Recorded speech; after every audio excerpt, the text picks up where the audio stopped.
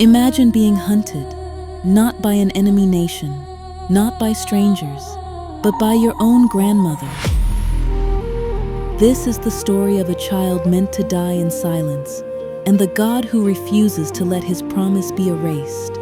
This is the story of Joash. When King Ahaziah of Judah died, the palace fell into chaos. But to understand what happened next, you have to understand who Athaliah was. She was not born into the line of David. She was the daughter of Ahab and Jezebel, a house where power came through manipulation, where bloodshed was normal, and where Baal was worshipped instead of the Lord. Athaliah married into Judah's royal family, bringing the values of her childhood with her. What she had learned growing up, she practiced as queen. So when her son died, Athaliah didn't mourn.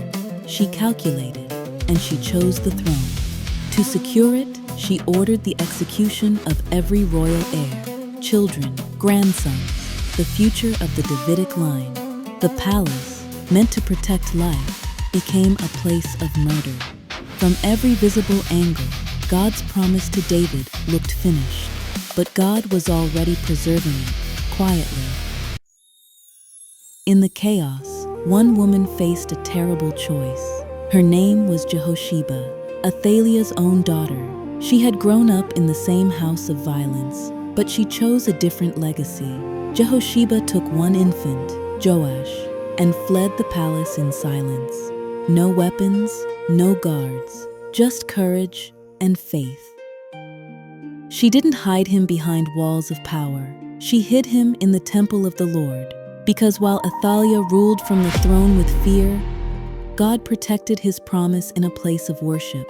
The palace sought control. The temple offered refuge. For 6 long years, Joash lived hidden. While Athaliah ruled loudly, the rightful king grew quietly. The people believed hope was gone, but inside the temple, a different future was being formed. Joash was being taught, not the art of manipulation, but the law of God. Watching over it all was the high priest Jehoiada. He did not rush. He knew the difference between rebellion and divine timing. For 6 years, he waited.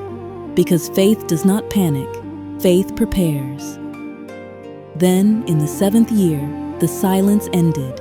Guards were positioned, trumpets were lifted, and the child was revealed. Light filled the temple as Joash stepped forward. A crown was placed on his head, the law of God placed in his hands. And the people cried, "Long live the king!" Athaliah heard the sound and ran to the temple. When she saw the boy, alive, crowned, anointed, everything she had tried to destroy stood right in front of her. She screamed, "Treason! Treason!" But it wasn't treason. It was the end of a legacy of blood. Her reign ended that day. Joash, the child hidden in the house of God, stood as king. A reminder that upbringing does not have to become destiny, that generational evil can be broken, that God protects his promises even when they seem one breath away from extinction. Because what power tries to erase, God preserves. And what he hides in silence, he reveals in glory. In his time.